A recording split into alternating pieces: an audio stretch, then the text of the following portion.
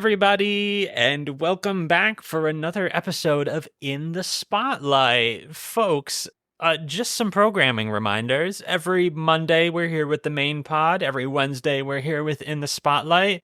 And in a couple weeks, you can join us on Friday, July 26th, live at BroadwayCon. Fwah, fwah, fwah, fwah.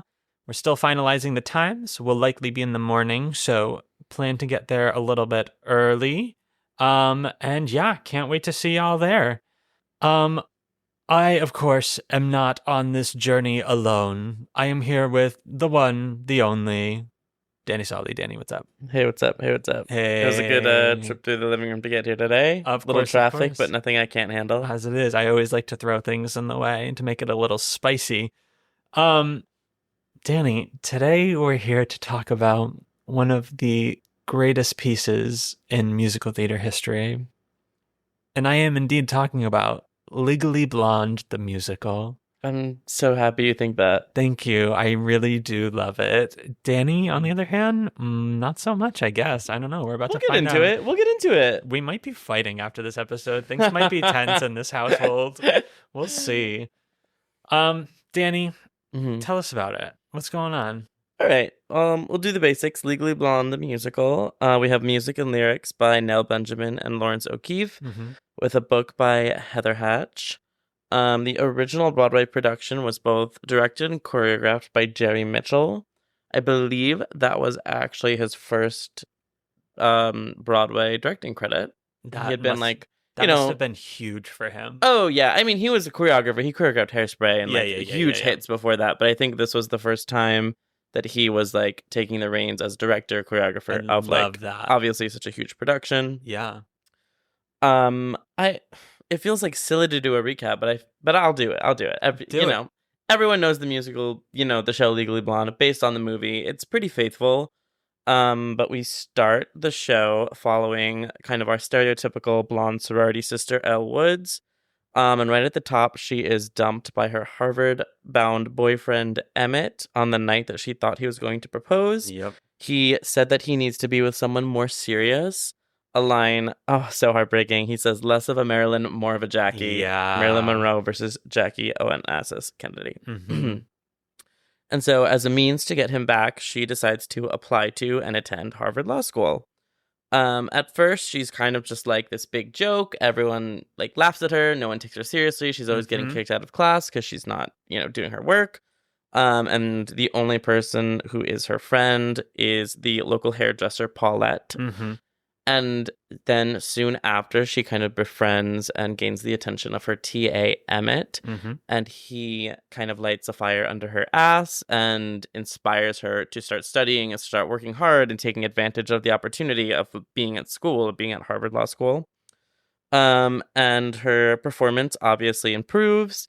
And she gets the attention of her teacher, Professor Callahan, who adds her to his defense team. They are defending workout icon Brooke Wyndham, who is on trial for murdering her husband.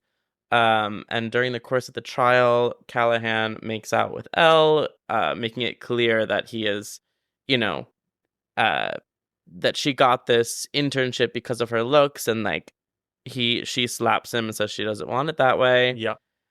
And so eventually it ends with her taking her power, storming the courthouse. Callahan gets fired. She wins the case, and and she becomes the valedictorian. And she's the valedictorian of Harvard. Hell yeah, she is. And I was watching it this morning. They filmed it live for MTV, which is awesome. Go watch it on YouTube. It's so cool when we have a musical that's professionally filmed like that. So you can see the original production in all of its, glory. It's kind of like the anti-Grease. In what way? I was just watching it this morning and I was like, oh my God. It I feel like Grease, and I haven't watched Grease in a minute, so don't come for me. But I feel like Grease, it's okay, boy and girl attracted to each other, live in different worlds.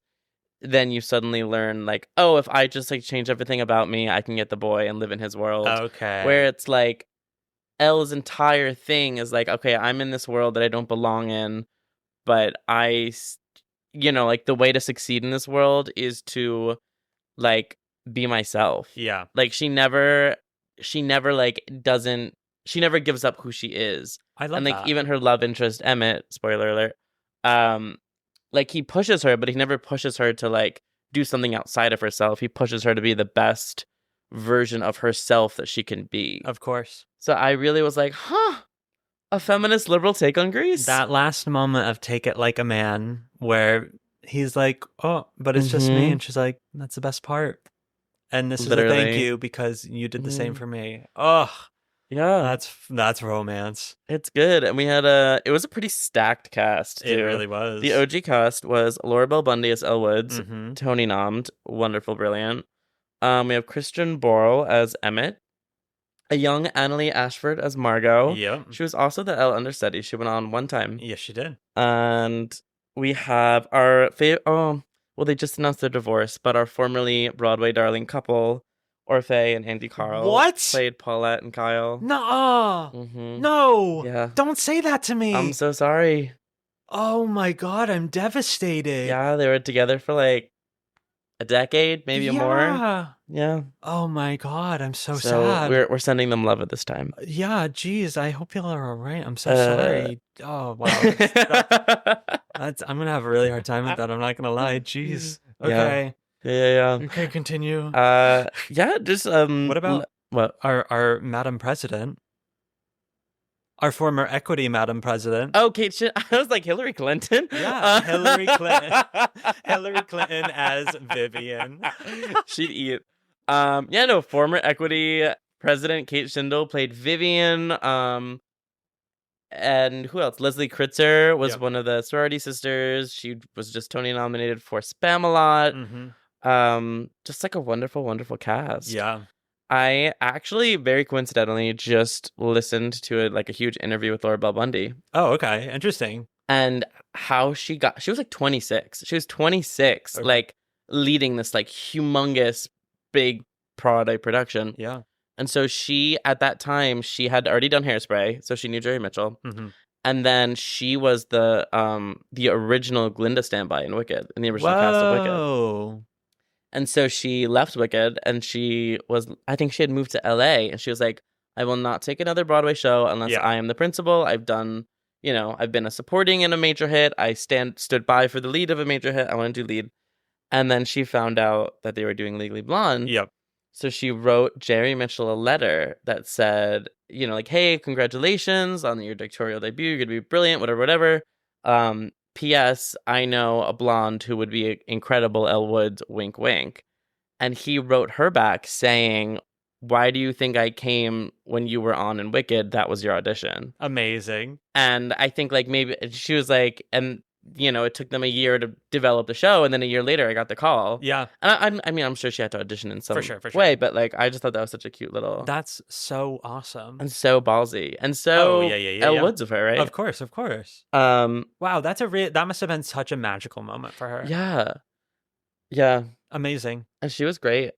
And something that I also was surprised about in my research of the show is that it did not do well. It opened to very mixed reviews. Yeah. They did not recoup.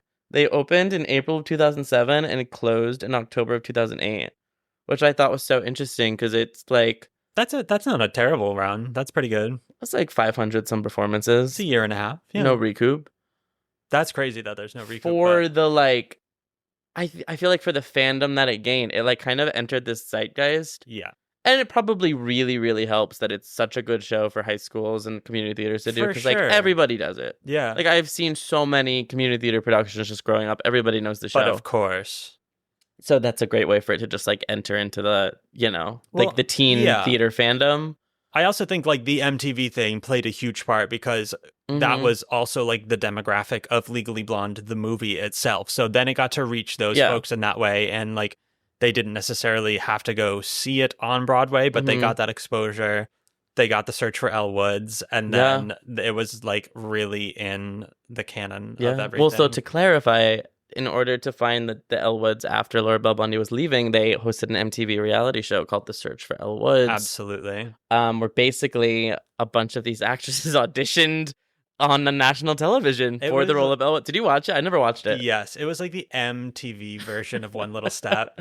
Like, you know, have you seen that? No. Okay, it's the chorus line. Oh, that's the documentary. Yeah. No, I've seen that. It was like Every Little Step. Yeah. I'm I'm so sorry. What did I say? One Little Step. Oh, geez, it's Every Little Step. How embarrassing! I'll edit that in post. No, just kidding. Yeah, it was like the MTV version of that, essentially. Yeah, and you know who was in that? Didn't get the part. Lena Hall. Absolutely, she Tony was. winner Lena freaking Hall. Mm-hmm. Just interesting. I also feel like maybe like the key demographic fan base of that show is like teens, and like that's not who is buying tickets to a Broadway show. For sure. So I guess that it kind of makes sense why it wouldn't do well. But it does. I mean, that then understands like why it does. It is. I feel like it is more popular potentially now than it was then. Oh yeah, just I mean because it's kind of like entered this crazy zeitgeist of like people call it one of the best musicals ever written. For sure. I don't know that I agree with that, but I think it's got a really fun soundtrack. Oh my god, the music. It's such slaps. a great score.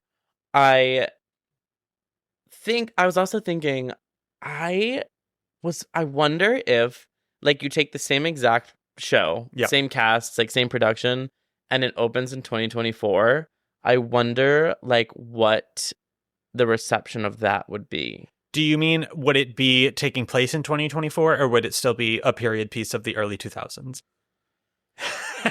I mean the exact same show. Like Legally Blonde the musical, the same exact libretto. It just cuz I feel like it kind of was one of the I mean not one of the first, like movie adaptations have been around forever. Like there are always movie adaptations of musicals. But I feel like it was one of the first really big shows that relies heavily on the movie's IP in the way that, like, today we kind of roll our eyes. We're like, I think if they were like, next season, Legally Blonde the musical. Heard, okay. I think everyone would kind of roll their eyes and be like, oh, okay. Like, interesting. Like, is it replacing Back to the Future? Or is it replacing Beetlejuice? Or is it, you know what I mean? Yeah. Just because, like, you can list, like, 10 right now off the bat. You're like, oh, is that coming? Or is Devil Wears Prada coming? Yeah. And because it kind of was like the first of that kind of like huge mega IP using adaptation. I don't know. It was like the perfect musical for its time to like be as beloved as it is, in my opinion. I think in my brain it honestly would do well, and I think it honestly would do better than it actually did, because I feel like in the realm of movie musicals, like, we're so oversaturated with them that when there is one that is actually good, that like stands out and stuff, that tends to stick around longer and that tends to get the respect, because it is not only like in the tops of musicals, but is the top of that pyramid of the movie musicals. You know, quite frankly, I guess in your opinion, yeah. I mean, yeah, fully my opinion. I don't love the book. Okay. I think watching it, I think it's got such a fun score. Okay. I wanted them to like write more of a book. I feel like every scene is like, okay, like how lean can we make this scene so we can get to the next song as quick as humanly possible? Interesting. Okay, that's valid. And I'm like, what? Why don't we have a scene? Like, let's have a scene. I'd rather like cut the Callahan song, give him a scene. Oh yeah, give that old man a juicy scene, or like. I wish that they just did the courtroom scene from the movie. That is something where I'm like, freaking plagiarize.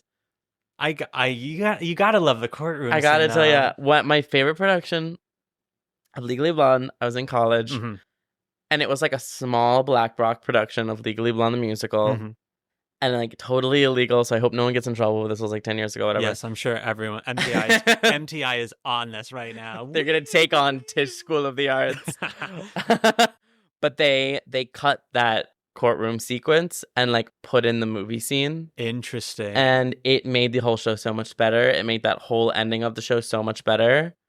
And I wish I should like find someone like who the was in end that one. show. It's the one. Yeah, it's the one where she's like, so you got a perm. So you admit you got a perm. Hydrochloccolate or whatever it is. I will say, once they take a trip to the actual bathroom, it does get a little kitschy. The field trip thing, I was like, I know. It is like, I know that it's like kitschy. It's all like exaggerated, larger than life musical. But that scene, I was like, do the courthouse scene.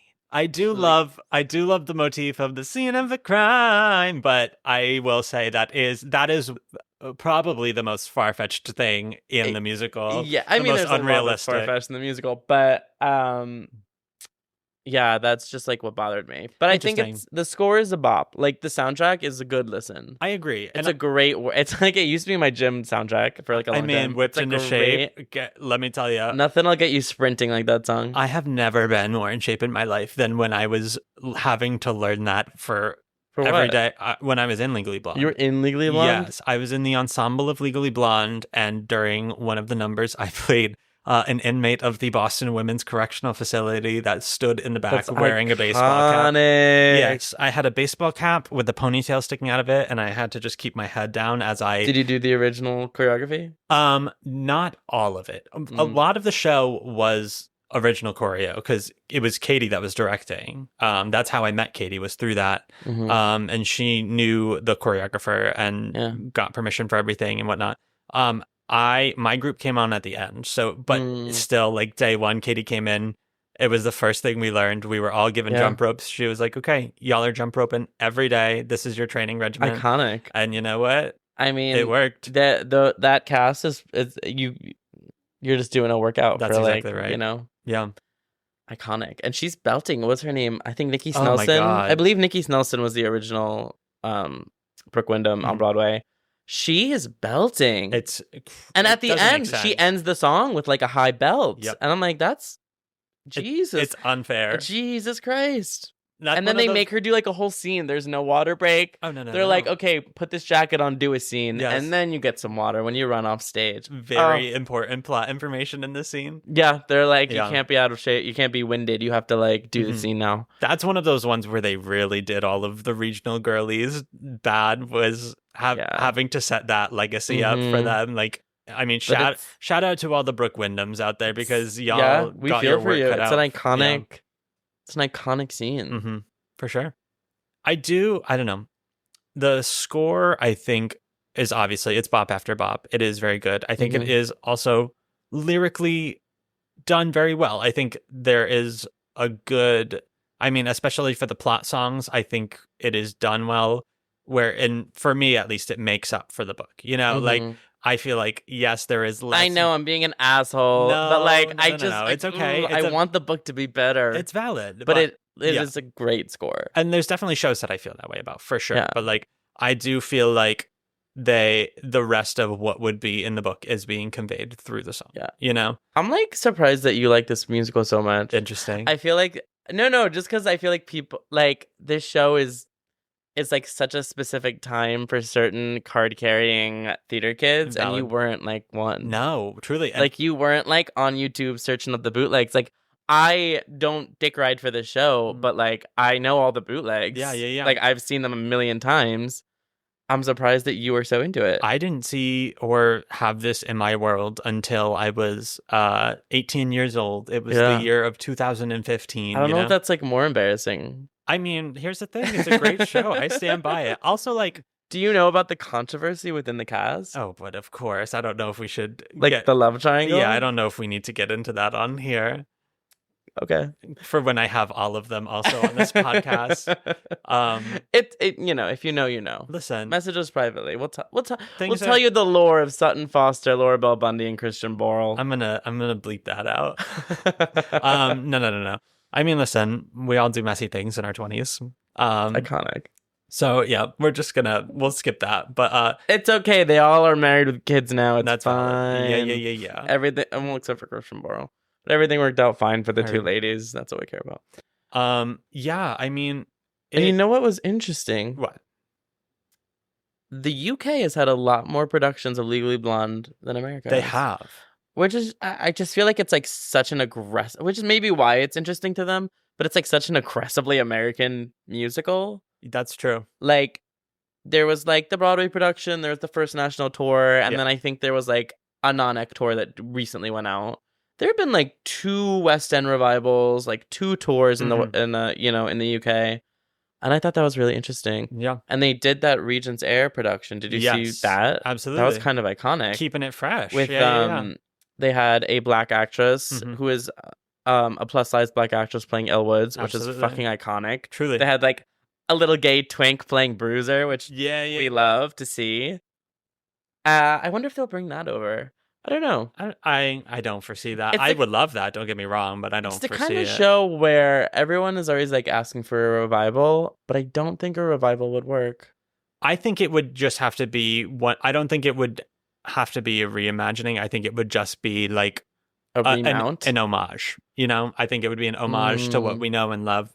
Kind of like Spamalot was like a little bit of a remount, yes, versus like a reimagining. Exactly. Because it was like, hey, there's this thing that we love. You know, it's been a while. Let's bring it around for a little bit. It's like a weird show to reimagine in a way that, like, I don't know, like other shows you can reimagine very easily.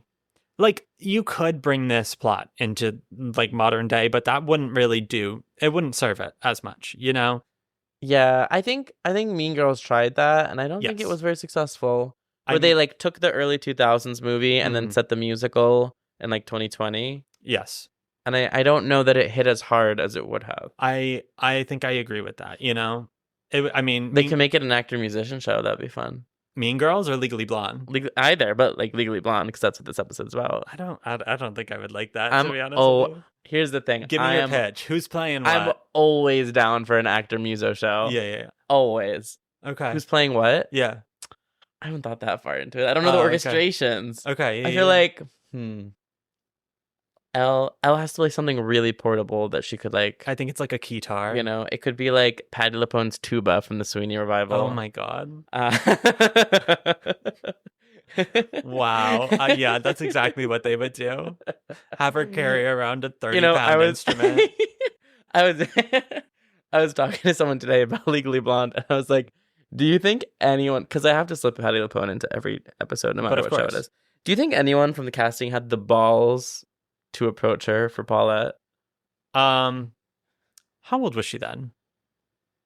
I don't know. I feel like 2007? Yeah. She was probably...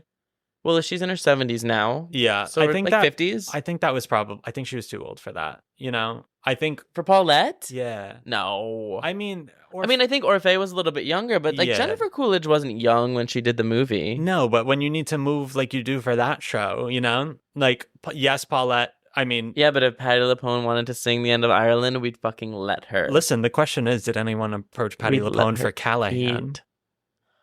You know who they cut? You know, I didn't realize it until today, and I was upset about it. They cut Holland Taylor's character. I don't think I know who that is. The old woman professor from the movie, and that she's the one who kind of gives Elle the pep talk in the end, where don't let one man, blah, blah, blah, blah. And they gave that part to Vivian. They like kind of morphed Vivian and that character together. Okay. And I kind of missed the like buttoned up old woman who like becomes an ally. I totally understand that. I missed that.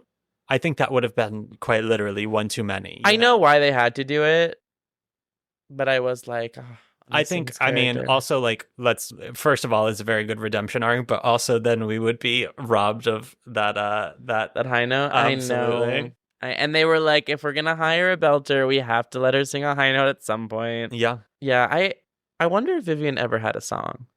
I bet she had a song at one point, probably, and then got cut. Because if they didn't need Kate Shindle in that part, they could have had anyone. They definitely hired her with like the promise of a song. Valid. Which I actually was listening to.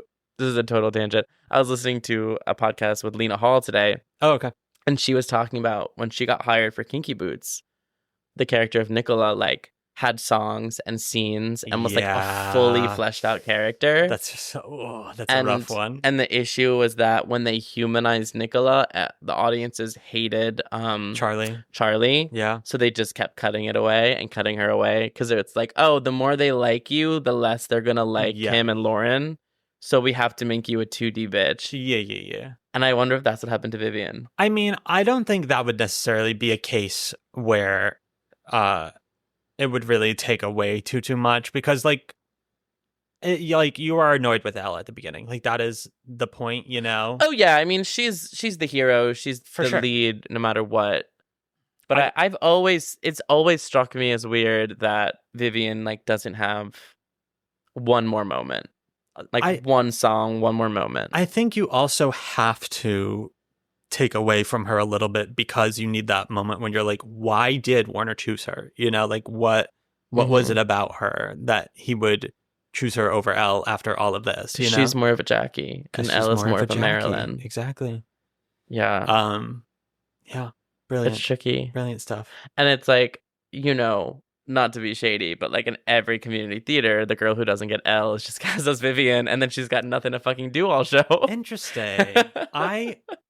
That's like always the deal. I feel like the girl that doesn't get cast as Elle gets Brooke Wyndham. I feel like that's what it is in my brain. Oh, no, in my brain, it's like, at least I can name you like 3 girls that I know who were gunning for Elle. Okay. And then they got Vivian. Then you always have Go ahead, name them. It's okay. Name them right now. Off pod, I'll name them. Put it in bonus content. Here's my Venmo, and whoever Venmos me $5 gets the name. We'll upload your book pictures. And then you have like a slightly perky Vivian, because she should have been Elle. But she didn't get the part. Mm-hmm. But boy, does she hit that money note. She needs everyone to know. Yeah. Yeah. And you know what? I kind of liked, and I think this is a product of like, when did the show open? 2007? Mm-hmm. Like 2007 homophobia is like the character of Enid is like gay. Oh, like, yeah. She's totally gay. And I think that in the musical as it's written like now, it's like the perfect amount. Oh, yeah. Where like it's like there's no reference to her sexuality. No. But there's no question that she's gay. And I feel like a writer today might have turned it into a thing. Oh, yeah. Of like, oh, we have our gay character. Like, this is our gay character. For sure. As opposed to like, yeah, like this is real life. She's just like a gay woman at Harvard Law. Exactly. And like, that's just her deal. Totally.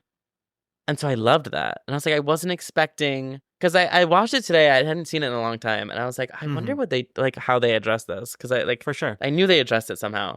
And I just like, I thought it was so well done. It was better done than I was expecting it to be. I mean, I think it was definitely ahead of its time in a way. I mean, in a lot of ways, you know, like even the Emmett L relationship, like he's not go further with that. I mean, he's not a huge mansplainer, but when he does do it, she calls him out and he eats his words immediately. You know, like he is able to, I don't know, take her seriously as a person, as a woman, as an equal, and just respect her in those ways and be realistic about who he is and their relationship and whatnot, you know? Like he is constantly learning so much, and he recognizes it almost always pretty darn immediately, you know, and you can see how grateful he is in those regards, you know, for all of the ways that she is just helping him unconsciously, you know? Yeah. Yeah. Sure. It's beautiful. Yeah, he's a feminist, all right. I mean, he is, yeah, but also like in an understated way, you know, where back then all the men were probably like, what a freaking dweeb. We can bleep it out. Yeah. And then you have Warner, who's the complete antithesis, you know. It is. Yeah. It's a very nice dichotomy to see in there. And then you have Kyle. Yeah, who is just eye candy. Whose name was not in the movie. No, not at all. He's just UPS guy. Correct. I wonder if that track in the ensemble in the first act? So, or do you literally sit backstage, kick your feet up, and then don on the wait UPS a second. suit? Brendan's calling. Tell him we're busy. Hello? Oh, 1 second. You're not on the speaker. Hey, you're on the podcast. I'm on the podcast? Yeah, you're on the podcast. Are you for real? Yeah, what's going on? Hilarious. Who are you recording with? It's me and Danny. We're doing In the Spotlight. No! What show are you guys talking about? Legally Blonde. Legally Blonde? I know so much about Legally Blonde. I feel like that's a lie.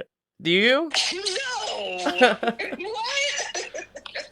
Wow. Thanks, Brandon. You're really helping my point. This is huge. Wait, what is your point? I love it. I think it's one of the best musicals ever. Yeah. Shut up. What do you want? What do you need? I have zero problems with it, to be honest. Great. You don't know it. I've seen it once, I think. And you know what? That's all you need. Thank you so much. I think we saw it together, actually. I think we did. We saw it together at Kids for Kids, maybe? Yeah. There we go. Shout out Kids for Kids. Shout out Kids for Kids. Shout out Kids for Kids. How are you guys? We're doing great, thank you. How about yourself?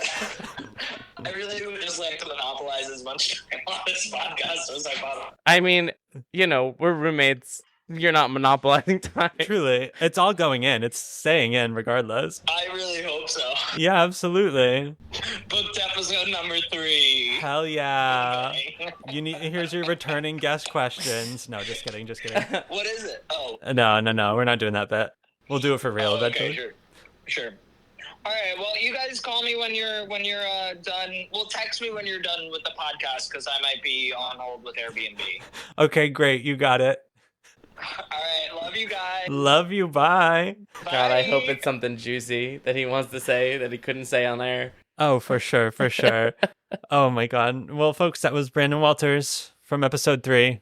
Friend of the pod. Nope, episode 2. Excuse me, episode 2. Yeah, episode 2. Friend of the pod. Anywho, yeah. So there we go. Brandon Walters loves Legally Blonde. What was I I feel saying? like I had a point to make, and I can't remember. Kyle what it was. not being his track. God, yeah. The Kyle track is in What You Want. He is Grandmaster Chad. He does the Grandmaster Chad stuff. Mm-hmm. What you want and that. Yeah, and that wouldn't hold up today. Then no.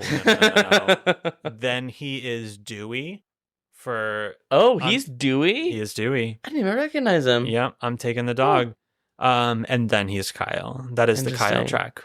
Like the ultimate princess track. I mean, he gets. But I guess you also never do anything. Yeah, I mean, he gets a solo right in the very first huge number. I guess. Well, not huge. I mean, Was first he huge. Fiero? I feel like he was. I think he was as well. I do think believe he he was a was. Fiero.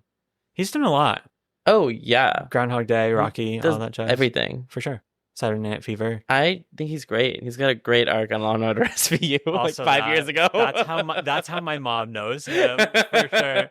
When I went to Agent Dodds. I was going to see Katie in Groundhog Day, and I was telling my mom about it, and she's like, "Oh, I know him." She was like, "You have to tell him that I'm so sorry he died." Yeah. And you know what? You did? I did. And what'd he say? I did. I was like, Andy, I am obligated to say from my mother, she is so sorry and sad that you died on Law and Order.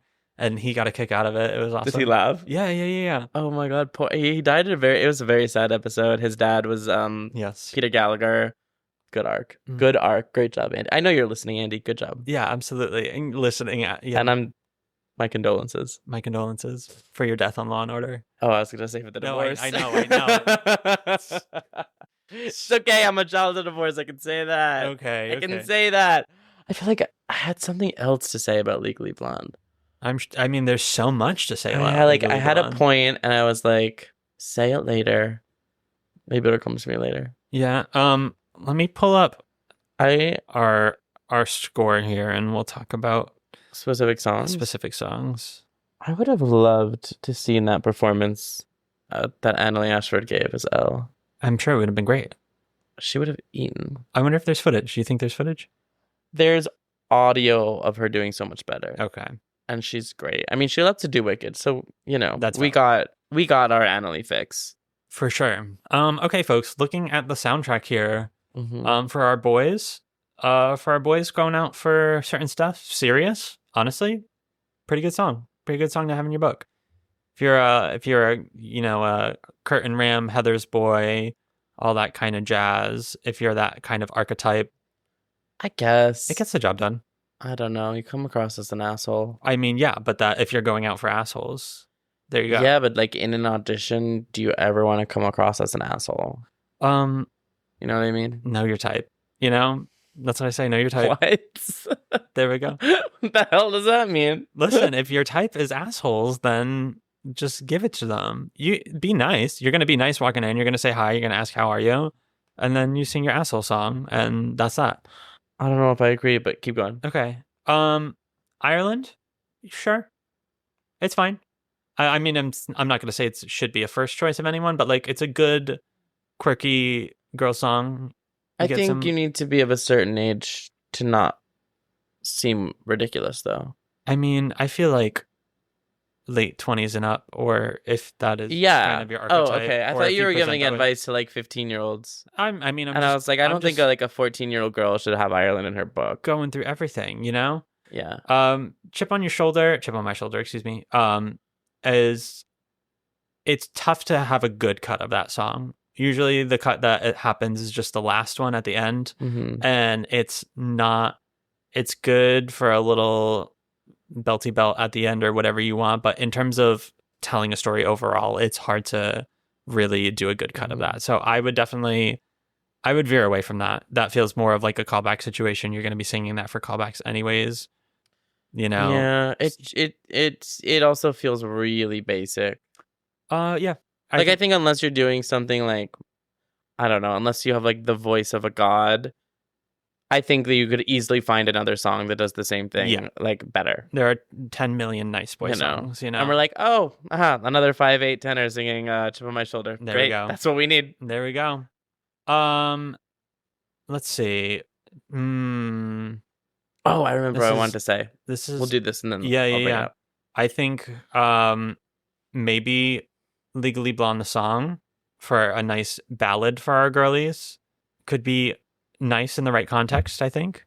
Oh, I love that song. I think that might be my favorite song from the score. It's freaking gorgeous. It's pretty heartbreaking. I think mine is Take It Like a Man. I think that's probably my favorite. That's because you want to play Emma. I mean, yeah, I also just think it's a beautiful song. You know what I find? Do you find this too? I find I am able to enjoy a show more when there's not a part for me in it. Like, I truly just like don't see myself in Legally Blonde. I guess like maybe there's a universe where someone would consider me for an Emmett, but like not really. I think you could be an Emmett. I could. Like, look, I could play the part. I could sing the score or whatever.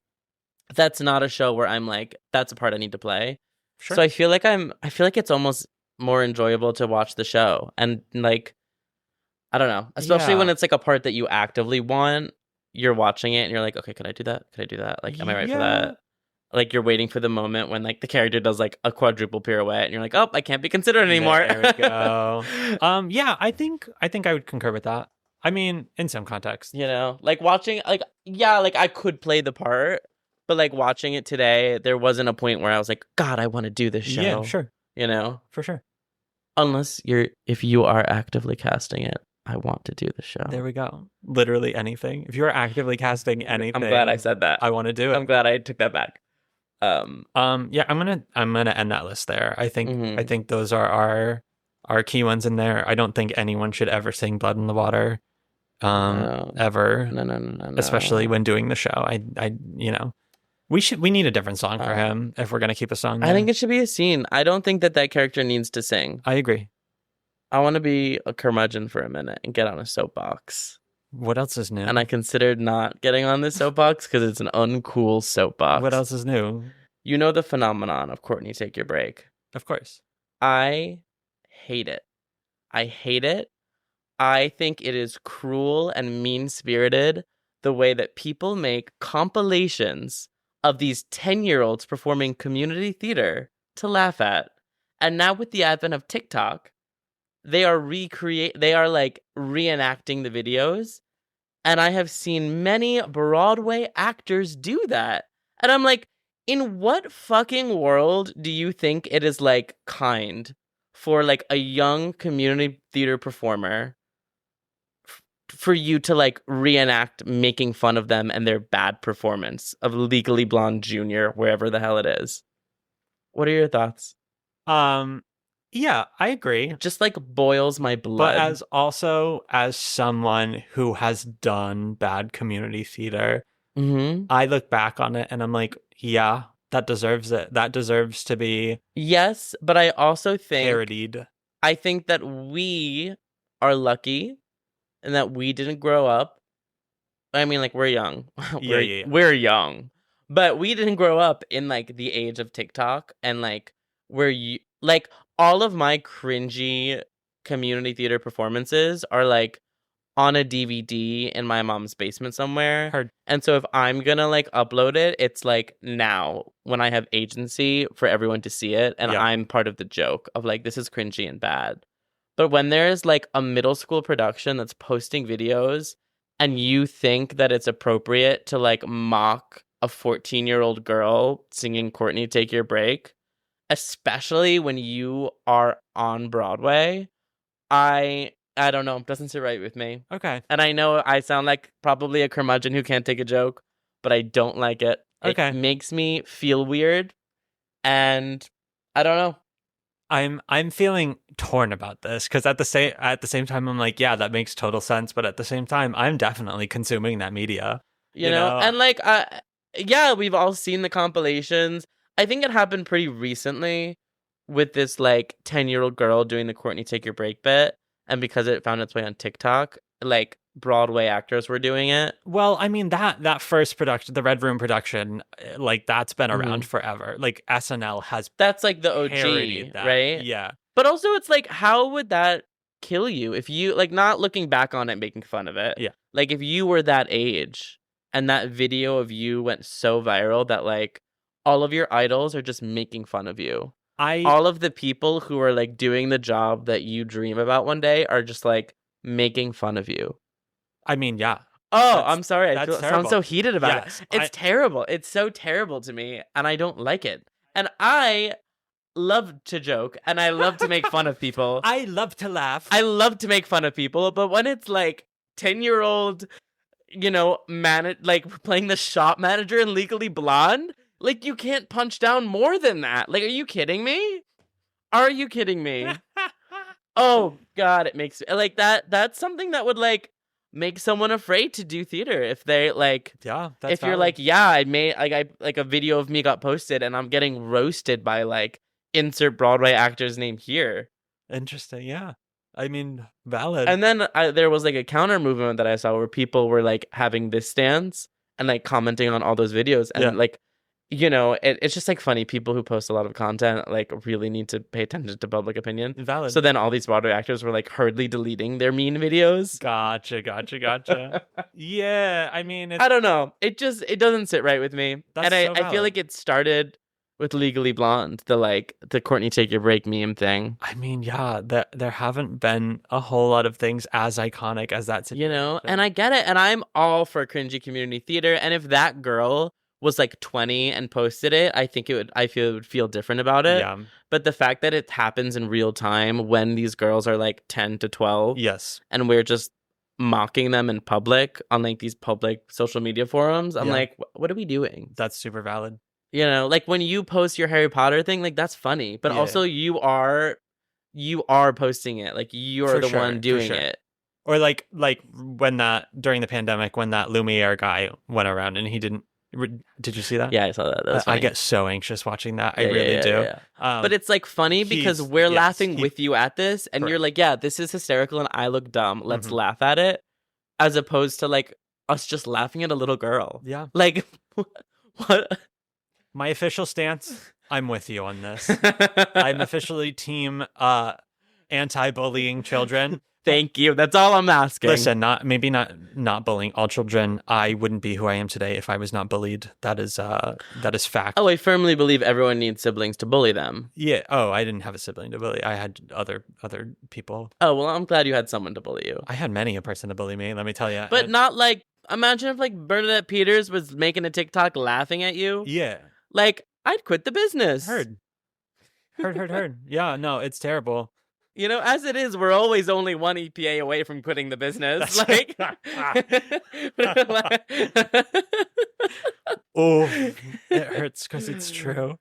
Oh, yeah. So that's my curmudgeonly soapbox. That's so fair. That's so valid. I had to bring it up. I was like, I can't talk about Legally Blonde without bringing this up. I think that's a great point. I think that's very valid. I think it's nice to put that out there for everyone. So let's not bully children. Yeah. Or let's start a fight in the comments, okay? Everyone give us your takes on this and tear each other apart. Oh, in our comments? Yes. I thought you meant we should start a fight in other people's comments. We could do that too. I'm fine with that. We should. Okay, let's do it. That'd be kind of fun. Okay, great. Stay tuned. I knew a guy once who had like, I think a lot of people do it and I just don't think of it as an option. He had like a private TikTok where he would just write inflammatory comments on things. I mean, and I'm like, that's kind of me in like audition update and callback corner. No, what do you do? It's not inflammatory, but it's definitely shit posting. You shitpost? Yeah. Why? That's so mean. Just I mean, everyone's so tense. I gotta What do you say? lighten the What mood. kind of stuff do you say? Like outright lies? I'm like, oh my god, I think I just saw Patti LuPone put her name on the non-union list. Oh, that's a shitpost. Yeah, exactly. I thought you were like got an offer for this. Oh no. One time I wait a second. Have I done that? I don't think so. One time, 2018, we and my friends went to the Wicked EPA. Of course. The required Wicked EPA. They were seeing everyone. I sang 8 bars for like the assistant's assistant. And I was shitposting in my group chat, and I was like, oh my god, they like want me to come in next week. They're giving callbacks in the room. Totally not true. Oh my god. And Sarah, in a panic, wrote on audition update being like, my friend got a bot call back in the room. Did anyone else? Oh no. And I was like, delete it. I don't know if she deleted it or not, to be honestly. But I was like, I hope we caused a panic. That's kind of amazing. Everyone is like, who else got a bot call back in the room? I think also I've said it before, we cannot live our lives by these forums. We can't let them control us so much. So maybe we do start doing that to teach people to not put so much stock in it. Like, they had me sing 3 songs. Did anyone else get asked that? So crazy. Kind of weird. They asked me to pull out a monologue. I had to read it off a piece of paper, but they loved it. Tulsi himself took out a measuring tape and measured me for costumes at the EPA. Yeah. Kind of weird. I don't know. Can't believe it. Is it normal? I don't know. After we just talk about not bullying people. That's adults. We're just dashing people's hopes. That's adults in an anonymous forum. That's not videos of children performing. That's so true. I mean, you're right. We've lost the plot. We lost the plot, but we've lost the plot. You know what? It's content. You know what? I should get her name. That original actress who played Courtney Take Your Break was great. Let's find out. Like an icon. I think, was it the Regent, the UK production where it was a man? They made him like a sassy gay salesman. Exactly. It was fierce. It's iconic. I'm not for like taking parts away from women, but I don't know. It was pretty good. No, it was great. The original one from the movie, like the sales girl from the movie, I remember she made a TikTok about it, being like, wow, that was like a one-day bit part I did one time, and suddenly everyone's like obsessed. Oh no. With like the sales girl. She thought she did it. No, I don't think she thought she did it, but okay. I think it just like renewed interest in that part because people were like, "Oh, the Courtney Take Your Break girl is iconic." Of course, you got to take that. And so like she is like Mother Take Your Break. Yes. She did like the original movie, of course. And so I remember I like a long time ago, like she made a bunch of TikToks being like, "Oh my god, like guys, this is so crazy! like why do you like that part?" Listen, and she said, "It's all about memes. It's all about meme culture." And it was like so funny because she was like, "I knew there was a musical. I never saw it though." Oh my god. And I was like, even if I was like a one-day part, they made like a huge musical based on my movie, my ass would be there. Duh. It's not like she didn't know about it. Of course. Right? She knew when it was happening. I think she said that she had never seen it. And she's like, I don't really sing, so I don't think I could ever play that part on Broadway. But that's kind of cool that you guys are like so interested in it now. Oh my lord. Shout out to you, girl, whoever you are. Yeah. I think Legally Blonde, I think I'm going to declare it the best movie to stage adaptation. I'm going to declare that number 1. For you. What's yours? Oh, I didn't know there would be a test. You don't have one. Because I didn't think about it. If a stranger on the street was to say, what's the best movie to stage adaptation, I would be able to instantaneously say Legally Blonde. My first thought is Xanadu. I don't know Xanadu at all. Never seen a movie, never seen a stage show. It's a great show. That's the one with roller skates, right? Yeah, it's the one with roller skates. Okay. I saw Whoopi Goldberg do it on Broadway in like that's pretty cool. 2008. The year bringing it back to Mother, the year that Patti LuPone was playing Rose and Gypsy. Of course it was. Now I'm just like looking through my soundtrack, seeing like what I think is the best movie musical. In The Color Purple, I consider book to musical. Okay, yeah. Because that would be number 1, no questions asked. We're giving them a full-length episode this week. I mean, you could edit it. I mean, I'm gonna edit out the fluff, but this is still gonna be pretty darn long. Oh, once, no questions asked. Once I what did I say? Actor Muso. I'm a sucker. That's I valid. love Once. Yeah. Once is like one of my favorite shows. I mean, it's up there in the tops for me in terms of this category, but is it? in terms of the Do you category? know Once? Yeah. Oh my God. Once this is the craziest thing. It I did toured. not expect you to know Once. It toured at my college. That was the only like big musical tour that ever happened in our campus. But like for some reason they brought Once to our fine arts center, and sold out immediately, packed to the brim, every seat filled. That was the first time I'd ever seen it, and it was absolutely phenomenal. I love Once. That is like an album for me that I can just listen to like front to back. Mm-hmm.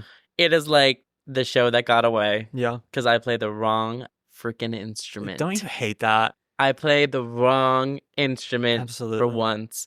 Only the girl plays the piano. Guy plays guitar. There's like one track. Well, I mean, like that show in particular too, like they like are very specific about the instruments, and like it's always they play this one normal instrument and then this one weird ass instrument that you need to be a master at. Every character has an instrumental track. Yeah. There's one, I think it's the character of Amen. Some productions, they're like, submit for this character if you can play the piano. Gotcha. But we prefer you to play the guitar. Yeah. And it's like, only sometimes. So sometimes I submit for once, but most of the time I can't because I can't play the freaking guitar. No. That's a different episode. So that's the show that got away. Okay. Heard. Not because I've ever been in for it, because I play the wrong instrument, because I never can be in it. Yeah, it got away immediately. Yeah, immediately. Okay, yeah. So, Legally Blonde, best movie to stage adaptation in Brennan's opinion. Yep, in my opinion, which is very well renowned. Let us know in the comments what your favorite is. Yeah, I mean, there's only one answer according. to me. Once won the Tony. Legally Blonde wasn't nominated for the Tony. Not that awards are everything, but there's some. Right. Anywho, folks. Go watch Legally Blonde. Go watch Legally Blonde. It's on YouTube. If there's ever a film production, go watch it. I think every show should do it. Go watch The Search for Elle Woods. All that jazz. Watch your bootlegs. Go watch the Into the Woods film. Go watch the Bette Midler Gypsy, just to recap all of our episodes. Oh, okay. Great. Tying it back. And leave guesses in the comments as to what Brandon has to tell us. Oh, yeah. Everyone take a guess as to what he needs to tell us. Because he couldn't say it on air, so it might be juicy. I don't know. We'll let you know next week. I did tell him to call me today, so maybe he was just... maybe he was just checking. Left that part out, so he's calling you back. Yeah. I don't know. He could have something to say. Anywho, folks, thank you so much. Cut that part out. No, it's going to stay. Folks, thank you so much for joining us. Just a reminder, folks, if there are any shows you want to hear us talk about on here, you can let us know by becoming a principal tier Patreon subscriber. Everyone in that bracket gets to choose a show for this. Or if you slide a little piece of paper under our front door with the name of a musical, we'll talk about it. And $20. Yeah, that too. Yeah. We should get a P.O. box. No, home. Okay. If you care enough, you'll find our address. Please don't provoke. Cut that out. Cut that part out. Folks, yeah, you can find us patreon.com/BA to Broadway. We are also on social media at BA to Broadway. You can find me at Brennan Stefanik. Find me at D Sauls. And we'll see you next week, folks. Bye. Over and out. From BA to Broadway is created, produced, and edited by Brennan Stefanik, music by Dylan Kaufman, and cover art by Jordan Vongsithi.